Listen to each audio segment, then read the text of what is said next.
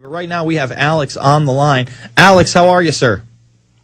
Hey, bro. Yeah, well, I've been holding the last 5 minutes. I was just saw it. Sorry. Clip, so I want to get into that first. And the new developments with this police officer attacking the paramedic story. We need to make sure we can get all these news reporters and eyewitnesses on. If you go up to INFOWARRIOR.com and click through to the YouTube page itself, you can see now that the news crews have gone to eyewitnesses saying that the paramedics did not attack the police first. And the police keep saying, well, we think it's on our video cameras in our squad cars, but we're not releasing it right now. Kind of like the police said when they killed that guy at the subway station in Oakland. They said, oh, he was attacking us, and we defended ourselves and shot him. And then they grabbed all the video cameras that people were taping it with, all the camera phones, and said that the cameras all malfunctioned at the facility, showing the higher-ups are part of this lying, but somebody had been going by on a train beside them and had the train had stopped, and they videotaped the whole scene. He was sitting there submitting like a slave to the New World Order like we all do. He was put down, put in the handcuffs, executed, and then as his life was leaving his body, beat up by the cop for vampiric pleasure purposes. And that's literally what it is. It's about a cult of power tripping. We now know what happens. This ambulance had slow cars in front of it that wouldn't get out of the way. The cops were going chasing some speeder or something. They're saying they went to something and handled it real quick. It wasn't a big deal. They drove up on the hind end of the guy. He couldn't go around. He couldn't ram the cars in front of him. Because cars stack up. This is what the news is reporting. And so they then went to quote whatever the call was and then went and chased the ambulance down at high speeds, catching up with it, and beat this poor guy up. But the incredible thing is the local news in the newest stories is going with the fact that it looks like the police have been caught lying as usual, but that's not the issue. If you go to INFOWARS.com and read the local news story we have posted, they spin it and say, there was a fight. And 90% of the time when the police on video beat somebody up that isn't touching them, they always call it a scuffle or a fight. And they go, oh, the officer was fighting with a citizen. Now, when clearly a slave or citizen actually hits the cop first, it's called a deadly assault with a deadly weapon, his fist. But when they attack you, it's called a fight or a scuffle. They can be bashing your head in with blood pouring out. It's called a scuffle. And so the news tries to spin it. In fact, when we come back, I want to go over this. They try to spin it, saying an Oklahoma Highway Patrol officer and paramedic were caught on tape scuffling Sunday while a patient was being taken to the hospital. That's News 9. I mean, is that not spin? Oh, at the Nazi death camps, the Jews were caught scuffling. Or in the Soviet Union, the Ukrainians were caught scuffling with the Soviets. We'll be back after this. It's the Info Warrior.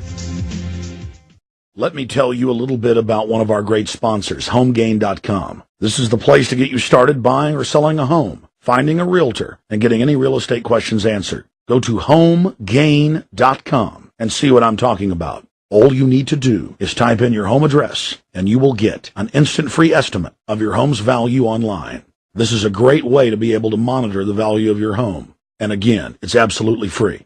There are tons of tools to help you. For instance, if you want to remodel your home, go to HomeGain.com. Use their Home Sale Maximizer to help you determine which home improvements can most increase your home's value before you put it on the market. For 10 years, these folks have been helping home sellers and buyers. Visit their link at InfoWars.com. Look for Max, the orange Home Gain Gorilla, to help you with any real estate needs you might have. You'll love this site. It's HomeGain.com, HomeGain.com. Check them out today. Godspeed with devil's charm. The ship made get switch blades in every arm. All right, we are back, and we're on the line with Alex Jones, and really just more news on this EMT beating. You know, if he had cowed down, and this was the guy who was tending to the woman inside the ambulance. He thinks this is finally over. We're going to get to go to the hospital. No, you're under arrest. You're under arrest. And because he stood up for himself and he said, no, there's a state law, I'm not going to be your slave, they didn't arrest him. They just tried to choke him out. And the guy literally has to try to put both of his hands around the guy's neck and still can't connect his fingers because this guy's a real man. You know, he's trying to save lives. He's not trying to take them, Alex. Well, to describe it for those that haven't seen the video, the guy is standing with his back there, knowing they want to kill him, letting them shove him and choke him. And in fact, they know by choking you with one hand at first, that what that does is cause people to panic and fight. And so they're trying to make him fight so they can kill him. It's clear. And this is not police procedure. This is not what they're taught to do. And so the guy is sitting there as the choking goes on, and he knows they're just waiting, hands on guns, it's been reported, ready to kill, this is how they show off in the weight room and stuff when they're doing what they do. And it's just so horrible. But the craziest part is that there was another case in Oklahoma where they threw the kid off of the bridge and then tasered him. It was something like 50-something times and said that was normal. Mm-hmm. And then, his back was broken and everything, and the kid was just walking home from work at a restaurant where he worked. It's... But the insane thing is the way this is described, the cops ran up at super high speed behind the ambulance. It was in traffic with its lights on. This is what the police are admitting now. And the ambulance couldn't get around them. And so the police car almost caused a wreck, according to witnesses, shot past them. And when they were done with that, they came back for him, and they started screaming at the driver. And then now they're saying, well, earlier he assaulted us. Just totally made up. And witnesses are saying that's not true. And then and then the other guy's in the back of the car, and he's been attending the lady, and they go after him because he starts yelling at him, saying, "I'm going to keep giving her aid." But the insane thing is, I was driving down I-35 when there wasn't very heavy traffic south of Austin about 3 weeks ago, and I think the name of the town is Skirts or Shirts. It was a blue on blue where those new police cars was a Charger, Dodge Charger, where you can barely see it's a police car. And I'm in the slow lane because I don't like getting tickets. And I'm going with the flow of traffic. I'm going about 71 miles an hour. I got cruise control on.